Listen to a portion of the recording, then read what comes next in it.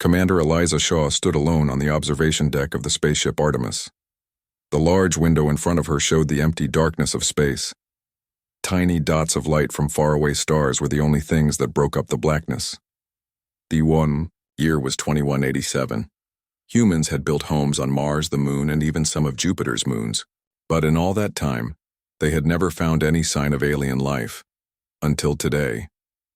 Eliza watched as a small red light blinked on the control panel.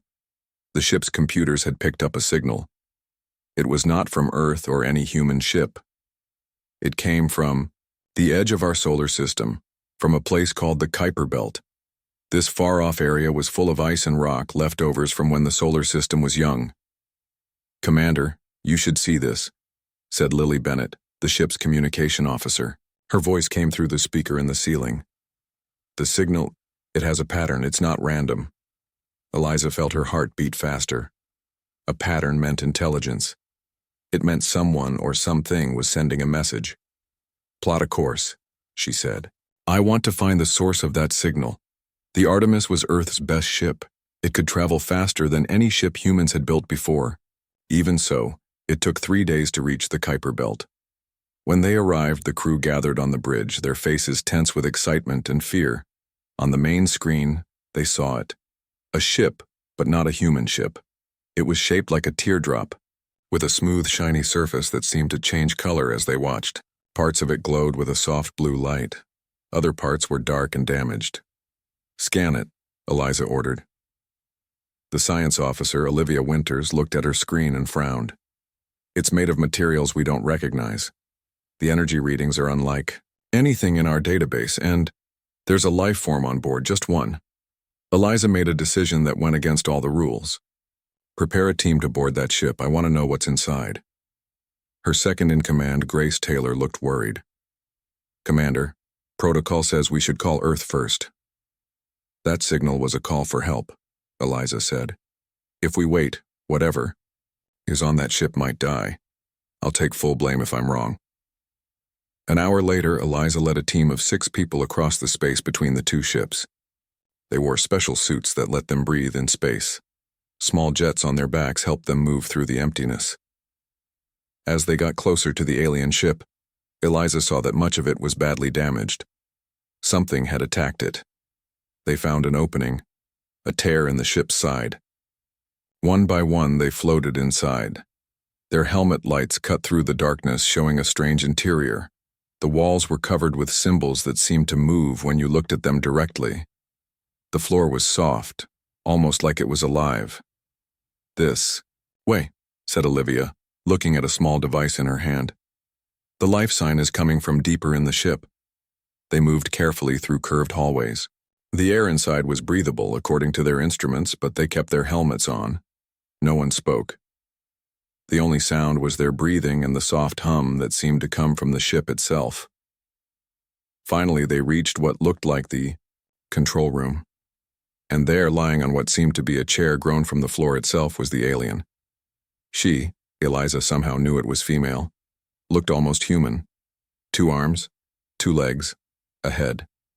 But her skin was what made Eliza gasp. It was covered, with a pattern of light that shifted and changed. Right now, it pulsed weakly with a deep blue color. The alien's face had no hair, but it had markings that looked like writing or maybe art. Her eyes were closed. "She's dying," Olivia whispered, looking at her scanner. Eliza moved closer. As she did, the alien's eyes opened. They were large, with pupils like a cat's, and they glowed with a soft inner light. The blue color of her skin flared brighter for a moment. "We're here to help," Eliza said, even though she knew the alien couldn't understand her. To her surprise, the alien raised a weak hand and pointed to a panel on the wall. Symbols flashed across it, too fast for human eyes to follow. Then, in English, a word appeared: danger. Eliza felt a chill run down her spine. "We need to get her to our ship now." While 2 team members carefully lifted the alien, Eliza explored the rest of the control room. What she found made her blood run cold. The ship had weapons, powerful ones far beyond what humans could make, and the navigation system showed the path the ship had taken. It had been running from something that was now headed straight for Earth. They carried the alien back to the Artemis. The medical team waited in the ship's hospital area. Dr. Kelly Martin, the chief medical officer, looked both scared and excited as they placed the alien on a bed. "I've never treated a non-human before," she said, "but I'll do my best." For 3 days, the alien floated between life and death. Her skin changed colors as her condition changed, dark blue when she was in pain, gray when she was close to death. The medical team worked nonstop, trying to understand her body and how to help it heal. Eliza visited often. She felt responsible. On the 3rd day, she was sitting beside the alien's bed when those strange eyes opened again. "You're safe," Eliza said. "We're trying to help you." The alien's skin rippled with a new color, a soft purple. Her hand reached out and touched Eliza's arm. In that moment, Eliza felt a flood of images in her mind. A beautiful world with 3 moons, cities that grew from living crystal. And then, darkness. Ships like swarms of insects. Death. Running. When the connection broke, Eliza was shaking. The alien's eyes held hers, and somehow Eliza knew that she had just been shown the truth. The alien hadn't come to attack Earth. She had come to warn it, and the warning had come too late. The alien lay in the medical bay of the Artemis. Her skin changed color slowly, moving from deep blue to soft purple and back again. Dr. Kelly Martin checked the machines that kept track of the alien's body. The numbers on the screens made no sense to her. This was not a human body. Its blood was silver. Its heart beat in a pattern Kelly had never seen before. "How is she?" Commander Eliza Shaw asked as she walked into the room. "Stable," Kelly said. "But I don't know what else to do for her. We need a way to talk to her." Eliza nodded. "I've called Dr. Samantha Reeves from the science team. She has an idea." Samantha arrived carrying a small silver box. Her red hair was tied back and her eyes were bright with excitement. "I've been studying the technology on the alien ship," she said. "They use a kind of, well, I call it a neural interface. It lets their machines connect directly to their minds." "And you think you can make one that works for us?" Kelly asked. "I already have," Samantha said, holding up the box. "It's simple compared to theirs, but it might let us talk to her." The alien watched them with those strange, glowing eyes. When Samantha showed her the device, the alien's skin changed to a bright yellow color. She nodded once. "I think that means yes," Eliza said. Samantha placed small sensors on the alien's head and on Eliza's. The box between them hummed softly. For a minute, nothing happened. Then Eliza gasped. "I can feel her," she whispered. Not words exactly, but thoughts.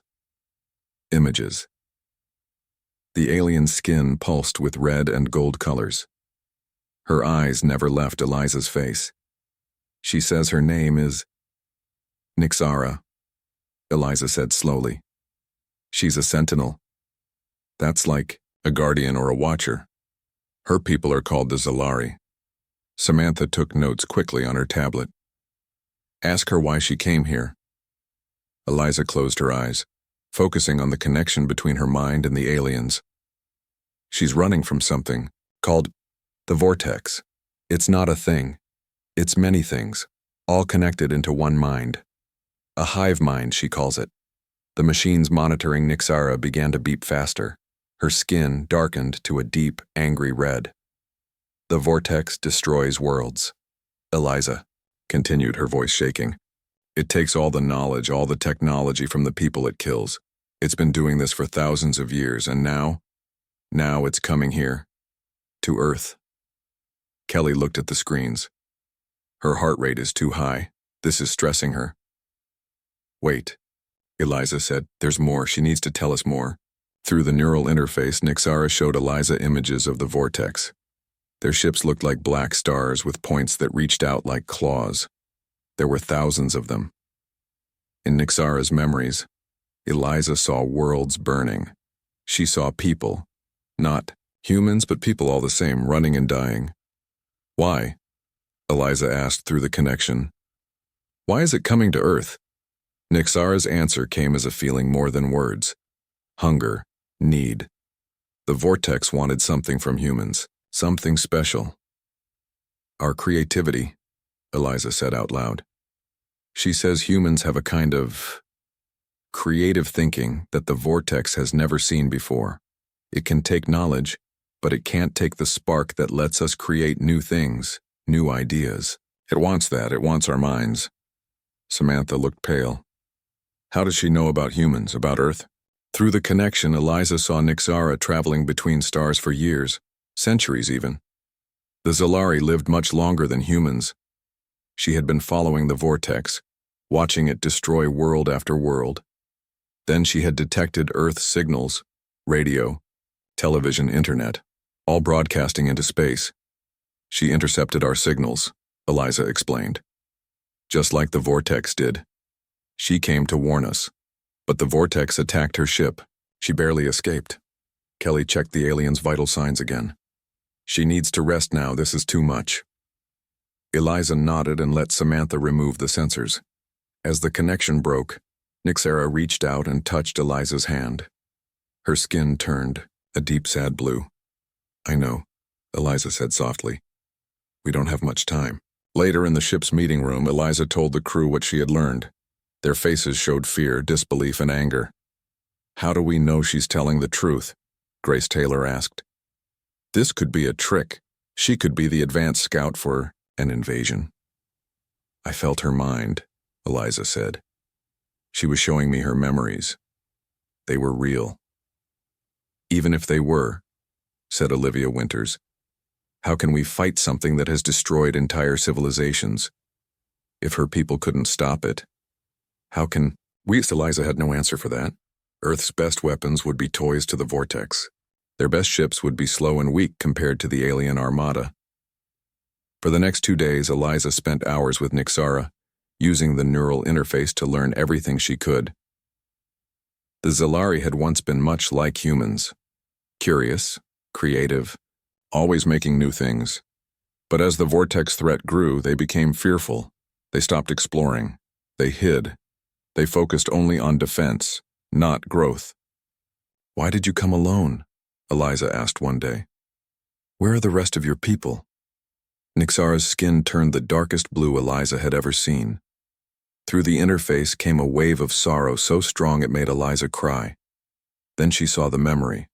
Our beautiful world with crystal cities, the vortex ships filling the sky, the cities falling, people dying, a young Nixara escaping on a small ship, watching her world burn behind her.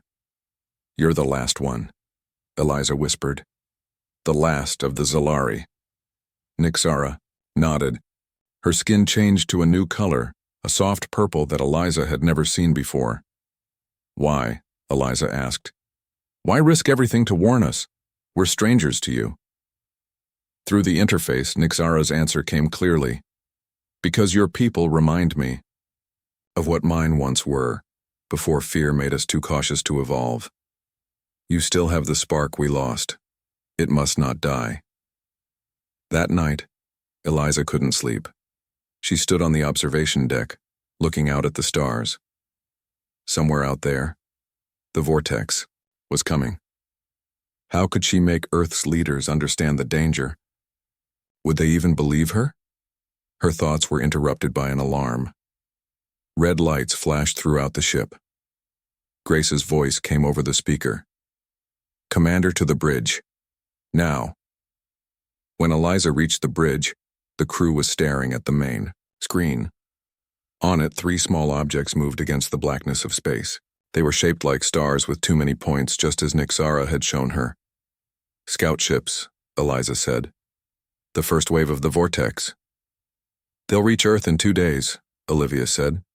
We've sent a warning, but they don't believe us. They think it's a hoax or a mistake. Eliza felt cold fear in her stomach. Earth wasn't ready. No one would be ready for what was coming. Set course for Earth, she ordered. Maximum speed. And bring Nixara to the bridge. They might not believe us, but they'll have to believe her. The meeting room at Earth Defense Headquarters was filled with important people. Military leaders wore uniforms covered with medals. Scientists clutched tablets full of data. Government officials whispered to each other with worried faces. At the front of the room, Commander Eliza Shaw stood next to a large screen. "This is not a drill," she said. "This is not a hoax. The alien vessel we found is real. The threat it warned us about is real." On the screen behind her, images from the Artemis showed the 3 Vortex scout ships. They had reached the orbit of Neptune now. Admiral Kimberly West, head of Earth Space Forces, spoke up. "Commander Shaw, do you really expect us to believe that an alien armada is about to attack Earth based on the word of a single extraterrestrial? One that conveniently showed up just before these so-called scout ships appeared?" "I understand your doubts, Admiral," Eliza said. "But Nixara has shared her memories with me. The Vortex has destroyed hundreds of worlds. It's drawn to our broadcasts, to our technology, to our creativity." Dr. Samantha Reeves stepped forward. "We've studied the scout ships. Their technology matches what Nixara described. They use a form of travel that bends space itself. Their weapons are powered by dark matter. This is not technology any human could have invented." "Where is this alien now?" asked General Allison Morgan. "In a secure room at this facility," Eliza said. "Under guard as you ordered." General Morgan nodded. "I want to speak with it myself." "Her," Eliza corrected. "And she has a name, Nixara." The meeting moved to a smaller room. Nixara sat at a table, her skin shifting between colors as she watched the humans enter. 4 armed guards stood in the corners. Samantha set up the neural interface, connecting it to a larger screen so everyone could see the images Nixara shared. For the next hour, the alien showed them the Vortex. She showed them worlds burning, civilizations falling. She showed them the Vortex ships, how they moved, how they attacked. She showed them her own world dying. When it was over, the room was silent. Admiral West was the first to speak. "Even if all this is true, what can we do? If these Vortex ships are as powerful as you say, our weapons won't stop them." Nixara's skin flashed with bright orange. Through the interface, she sent an image of her own ship. "She says her ship wasn't just for travel," Eliza explained. "It was a weapon, designed specifically to fight the Vortex. But it's damaged," Samantha added. "We need to repair it." General Morgan frowned. "You want us to repair an alien weapon? How do we know she won't use it against us once it's fixed?" Nixara's response came through the interface as a clear thought. "If I wanted to harm humans, I would have let the Vortex come without warning." After hours of debate, no decision was made. The military wanted to use Earth's own weapons first. The scientists wanted to study Nixara's ship more. The government officials wanted to wait and see if the scout ships were really a threat. Eliza returned to her quarters that night feeling defeated. Her communication device beeped. It was Olivia from the Artemis. "Commander, the scout ships have increased speed. They'll reach Mars tomorrow." Eliza didn't sleep that night. When morning came, she made a decision that could end her career or save her world. She went to Nixara's room. "They won't help us," she said. "Not in time. We need to do this ourselves." Nixara's skin turned a bright, determined gold. She nodded. Getting Nixara out of the facility wasn't easy. It involved fake orders, 2 changed access codes, and a nerve-wracking elevator ride. But by noon, they were on a shuttle heading for the Artemis, which waited in orbit. Once aboard, Eliza gathered her most trusted crew. "What I'm about to propose is against orders. Anyone who doesn't want to be part of this can leave now. No hard feelings." No one moved. "Good," Eliza said, "because we're going to steal an alien ship." Nixara's ship was being held in a large hangar near the moon. It was guarded, but the guards knew Eliza and her crew. They believed her story about being ordered to run more tests on the ship. Inside the alien vessel, Nixara moved quickly. Her hands danced over control panels that seemed to respond to her touch and thoughts. Lights came on. Systems hummed to life. "She says the main drive is damaged," Samantha translated through the interface. "And the weapon systems are offline. We need to fix them." "Can we?" asked Grace. Nixara sent an image. Humans and Zalari working side by side, repairing machines, building something new. She thinks so, Eliza said. She thinks our technology can be combined with hers. For the next day, they worked non-stop. Samantha figured out how the Zalari systems worked. The engineering team, led by Olivia, found ways to connect human technology to the alien systems. Nixara guided them, her skin shifting through shades of blue and green as she worked. They were just finishing when the alarm came. The Vortex scout ships had reached Mars. Earth's defensive fleet had engaged them. "We need to see this," Eliza said on the ship's view screen. They watched as Earth's best warships fired their most powerful weapons at the Vortex scouts. Missiles exploded against black hulls. Laser beams cut through space. The Vortex ships barely slowed down. Then the scouts fired back. Beams of dark energy shot out, cutting Earth ships in half. Of the 20 ships in Earth's fleet, 15 were destroyed in minutes. The rest retreated. "They didn't even send their main fleet," Samantha whispered. "Just scouts." Nixara's skin had turned a dark, angry red. Through the interface, she sent a clear message. "Now they know how weak your weapons are. The main fleet will come faster now." As if to confirm her words, new signals appeared on the scanners, hundreds of them just passing the orbit of Uranus.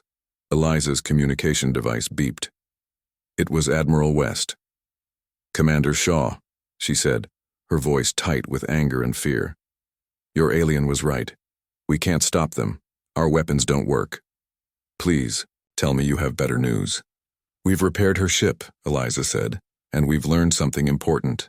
Nixara has been fighting alone for centuries, but her weapons were designed to be used by many Zalari working together, their minds linked, their emotions powering the systems."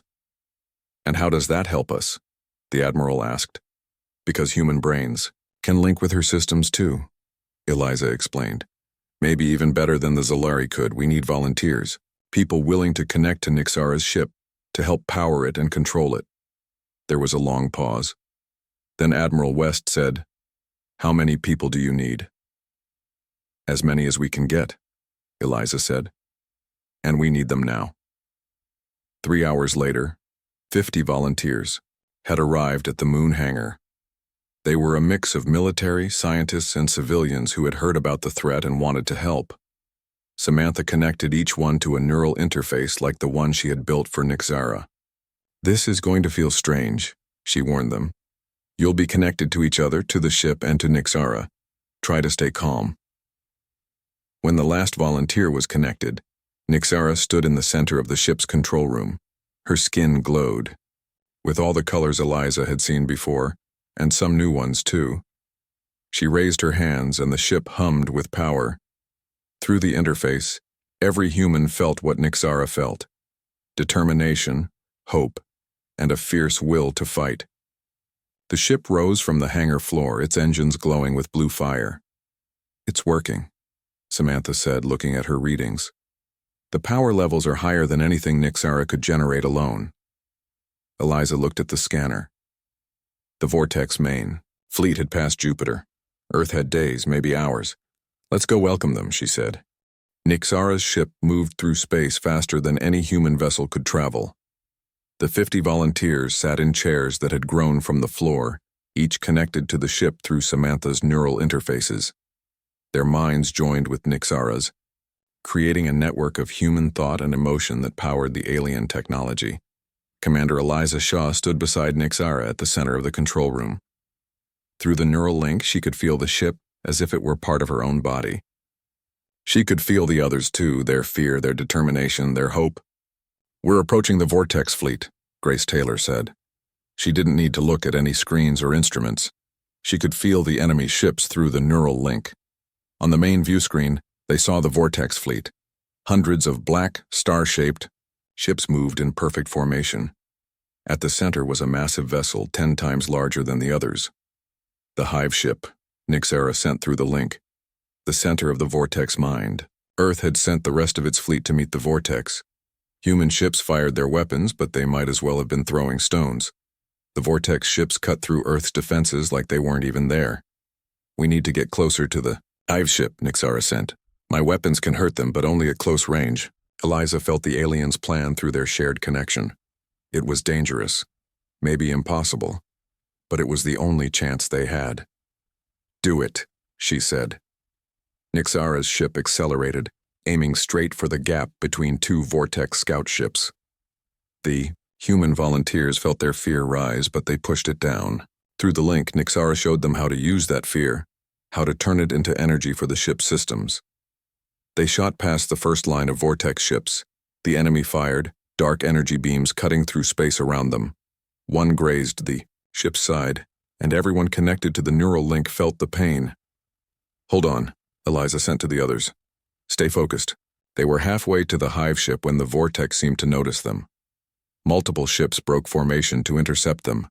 Dark energy beams crisscrossed in front of them, creating a deadly net. "We can't get through that," Grace sent. Nixara's skin glowed with intense golden light. Through the link, she sent a new idea. The humans connected to the ship's systems could do more than just provide power. They could control the weapons too. "Think of it like this," Samantha explained quickly. "Imagine throwing a ball. Picture the target, feel the weight in your hand, the motion of your arm. The ship's weapons work the same way. Imagine the target, feel the energy building, and release." The 20 of the volunteers focused on the weapon systems. They pictured the Vortex ships, felt the buildup of energy. When Nixara gave the signal, they released it all at once. Blue-white beams shot from Nixara's ship, splitting into multiple streams that twisted and turned like living things. Unlike the straight beams of human weapons, these followed the volunteers. Mental guidance. They curved around obstacles, converged on targets, and punched through Vortex shields. 5 enemy ships exploded. A gap opened in their formation. "Now!" Eliza shouted. Nixara's ship shot through the gap, accelerating toward the hive ship. Behind them, more Vortex vessels moved to follow, but the human fleet, seeing the success of Nixara's weapons, attacked with renewed courage, slowing the pursuit. As they drew closer to the hive ship, Eliza felt something strange through the neural link. A presence, cold, ancient, and vast, pushing against their minds. "The Vortex is trying to break our connection," Nixara warned. "It wants to get into your minds." Several of the volunteers cried out in pain. The ship's systems flickered as their concentration broke. "Hold on," Eliza sent to them. "Focus on each other. On your connections to us, not to it." Dr. Kelly Martin, who had insisted on joining the mission, moved among the volunteers, checking their vital signs. "Their brain activity is off the charts," she reported. "I don't know how long they can keep this up." Through the neural link, Samantha made an unexpected discovery. "Commander, look at this," she sent, sharing her observation with everyone connected. The data showed that when the volunteers felt strong emotions, fear, anger, hope, the ship's systems responded with more power. And the strongest response came from a very specific emotion: love. When the volunteers thought about the people they were fighting to protect, family, friends, all of humanity, the power levels spiked. "That's it," Samantha sent. "The Zalari built their technology to respond to emotional energy. And humans have so much more of it than they did." Nixara's skin pulsed with bright purple light. Through the link, she confirmed Samantha's discovery. The Zalari had evolved to control their emotions, to be more logical and less passionate. It had made them safer, more stable as a society. But it had also made them vulnerable to the Vortex, which fed on the cold calculation of advanced minds. Humans, with their chaotic emotions and unpredictable thinking, were exactly what the Vortex couldn't understand, and exactly what Nixara's weapons needed. "Everyone," Eliza sent through the link. "Think about what you're fighting for, who you're fighting for. Let yourself feel it fully." The volunteers closed their eyes. Each one thought of the people they loved, the world they wanted to save. Their emotions flowed through the neural link, merging with each other's, growing, stronger. The ship's systems glowed brighter than ever. The hive ship loomed before them now, a massive black star that seemed to swallow the light around it. It fired all its weapons at once, a storm of dark energy that no ship should have been able to survive. But the shields on Nixara's ship, powered by human emotion, held. The smaller ship punched through the barrage, its own weapons firing continuously. Blue-white energy tore into the hive ship's hull, creating burning wounds in the black surface. "It's working," Grace sent. "We're hurting it." The cold presence in their minds pushed harder, trying to break through their defenses.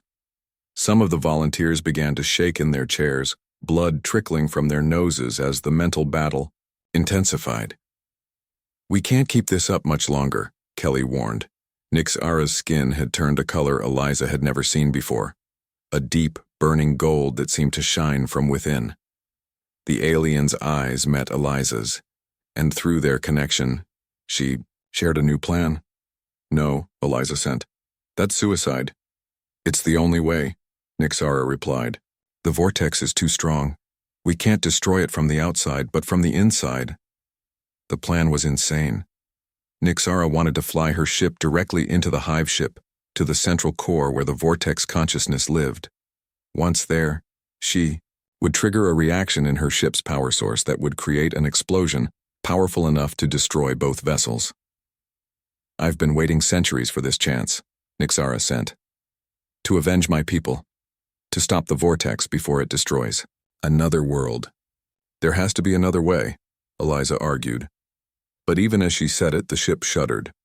The vortex's attacks were getting stronger. 3 of the volunteers had already passed out from the mental strain. The rest couldn't hold on much longer. Samantha's voice cut through their debate. "Wait, I have an idea." Through the neural link, she shared what she had been working on. A way to use the neural interface not just to connect minds to the ship, but to connect minds to each other more deeply than ever before. A way to merge consciousness itself. If enough of us joined together, our combined mind might be stronger than the vortex, she explained. We could attack it mentally while Nixara's weapons attack it physically. It was risky. No human had ever experienced that kind of mental merging. There was no way to know if they could return to their individual selves afterward. "I'll do it," Eliza said immediately. "So will I," Grace added. One by one, the conscious volunteers agreed. Kelly checked the vital signs of those who had passed out. "They're stable," she said, "but I don't think they should be included in this merger." Nixara's skin pulsed with bright colors as she guided the ship into a wide orbit around the hive ship, dodging energy beams while their weapons continued to fire. "Ready?" Samantha asked. No one was ready, but they all nodded anyway. Samantha activated the modified neural interface.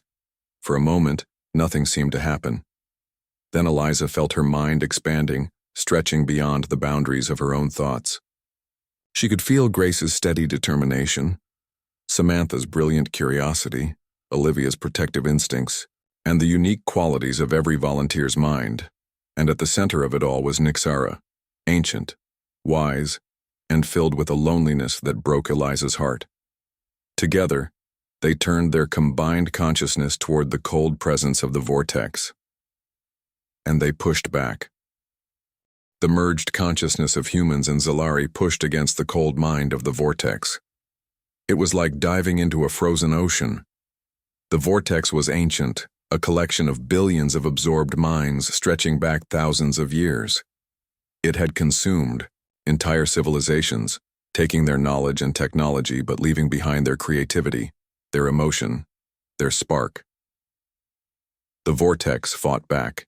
It sent waves of cold calculation, trying to separate the merged minds, to break their connection. For a moment it almost worked. Eliza felt herself slipping away from the others, pulled back into her own mind. Then she felt Nixara reaching for her, holding her in the merger. The alien's consciousness was like a bright star, burning with determination and hope. Around them, the other humans rallied, their emotions flaring like flames against the vortex's cold precision. Outside, in the physical world, the battle continued. Nixara's ship fired constantly at the hive ship, blue-white energy cutting through black hull plates. The vortex returned fire, dark beams slamming into their shields. The smaller ship shook with each hit. In the mental battle, the merged consciousness began to push deeper into the vortex mind. They found its memories, countless worlds destroyed, species wiped out, knowledge stolen. The vortex had started as a single species long ago, They had created the first neural interface, linking their minds to share knowledge. But they had gone too far. They had lost their individuality, becoming a single entity that cared only for its own growth. This is why it wants humans, Nixara sent through the merger. You still have what it lost: creativity, emotion, the ability to make new things, new ideas. As they pushed deeper, the vortex fought harder. It threw memories of pain and destruction at them. It showed them worlds burning, people dying. It tried to overwhelm them with fear. But fear was a human emotion, and in this battle, emotions were strength. The merged consciousness took that fear and turned it into determination, into resolve. We need to find its center, Samantha sent. The core consciousness that controls everything else. They searched through the vast, cold mind, following pathways of thought and memory. And finally, they found it. A dense knot of consciousness at the heart of the vortex. The original minds that had started it all, now buried under layers of stolen knowledge. There, Nixara sent. That's our target. In the physical world, Nixara's ship had taken heavy damage. Half its weapons were offline. The shields flickered dangerously, but it was now directly above a spot on the hive ship's surface, a spot that corresponded to the mental core they had found. We only get one chance, Eliza sent. Everyone, focus all your energy on that spot, everything you have. The humans, in the merger, gathered their emotions, their love for Earth and each other, their fear of what would happen if they failed, their hope for the future. Nixara added her own feelings, her centuries of determination, her grief for her lost world, her growing attachment to these strange emotional humans. Together, they formed it all into a mental spear and drove it into the core of the vortex.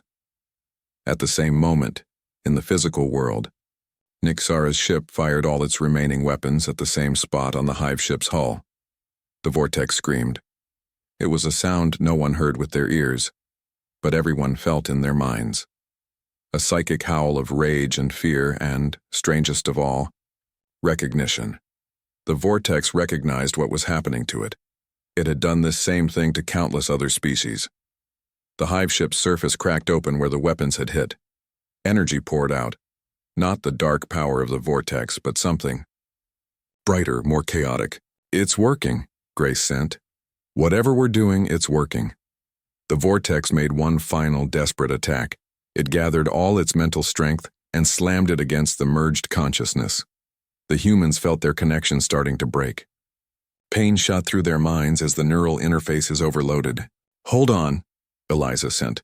Just a little longer. Nixara's ship fired again, pouring the last of its energy into the growing crack in the hive ship. The crack widened, spreading across the black surface like lightning. And then, suddenly, the pressure was gone. The vortex's attack stopped. In the mental space, they felt its consciousness changing. The cold precision was breaking apart, fragmenting into billions of individual minds. We did it, Samantha sent in amazement. We broke the hive mind. We set them free. On the view screen, they watched as the hive ship stopped firing. Its surface continued to crack, not in destruction, but in transformation. The black material flowed and changed, becoming something new. The other vortex ships had stopped attacking too. They hung in space, seemingly confused. Some drifted aimlessly, others turned away from Earth. It's over, Eliza whispered, her real voice breaking the silence in the control room. One by one, the volunteers disconnected from the neural interface. They blinked, looking around as if waking from a dream. Some cried, others laughed. All of them looked changed by what they had experienced. But when Eliza turned to thank Nixara, she froze. The alien stood in the center of the control room, her skin flickering between colors, growing dimmer with each change. Nixara? Eliza stepped forward. What's wrong? Through their still active connection, Nixara sent a wave of calm acceptance. The ship is failing, too much damage, life support systems shutting down. We'll fix it, Eliza said desperately. We'll get you back to Earth. Our scientists can— No time, Nixara sent. Her skin was barely glowing now. But it's okay. My mission is complete. The vortex is broken. Your world is safe. Kelly rushed over with medical equipment, but she stopped, helpless. She didn't know how to save an alien life. Samantha looked at her readings and shook her head. The ship's systems are linked to her life force. They're shutting down together. Nixara reached out and touched Eliza's face. Through their connection, she sent one last message. Don't mourn, celebrate. Your people did what mine could not. You stayed creative. You stayed emotional. You stayed human. Her hand fell away. Her skin faded to a dull gray. The ship's lights dimmed. No, Eliza whispered. There has to be something we can do. Samantha looked at her neural interface device, thinking hard. Maybe there is, but it's risky. Really risky. Tell me, Eliza demanded. The neural interface works both ways, Samantha explained quickly. It lets minds connect to machines, but it also lets minds connect to each other. If enough of us connected to Nixara right now, we might be able to hold her. Keep her consciousness from fading until we can get her physical body to Earth for treatment. Do it, Eliza said without hesitation. Samantha reconnected Eliza's neural interface, then her own, then Grace's. One by one, the volunteers who were still strong enough joined in. Together, they reached for Nixara's fading mind. It was harder than before. Her consciousness was slipping away like water through their fingers. But they held on, wrapping their minds around hers, giving her their strength. The ship limped back toward Earth, running on emergency power. In the medical bay, Kelly did everything she could for Nixara's physical body, while the mental link kept her consciousness alive. 3 days later, they reached Earth orbit. A medical team was waiting to take Nixara to a special facility that had been prepared for her.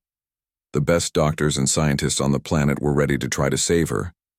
But as they disconnected the neural interface to move her, something strange happened. Nixara's consciousness didn't return fully to her body. Parts of it stayed with the humans who had held her, and parts of their minds stayed with her. What's happening? Eliza asked, feeling both herself and not herself. I don't know, Samantha admitted. The merger was deeper than I expected. We might have changed each other. In the days that followed, Earth celebrated its salvation. The vortex ships had retreated from the solar system. The few that remained seemed to be changing, their black surfaces turning to colors that reminded Eliza of Nixara's skin. The humans who had merged their minds found themselves changed too. They could sense each other's feelings even without the neural interface. They had memories that weren't their own, some from other humans, some from Nixara. And they had new ideas, new ways of thinking that combined human creativity with Zalari. Wisdom Nixara's physical body never fully recovered. But her consciousness lived on, distributed among the humans who had connected with her and in the systems of her ship, which Earth's scientists were studying carefully. 1 month after the battle, Eliza stood on the observation deck of a new ship, a vessel that combined human and Zalari technology. Through the large window, she watched Earth turning below, beautiful and safe. She felt a familiar presence in her mind. Nixara, she thought. Are you there? The answer came not in words, but in feelings, warmth, companionship, hope. We're going back out there, Eliza thought, to find the other vortex ships, to help them if we can, to explore the stars. Would you like to come with us?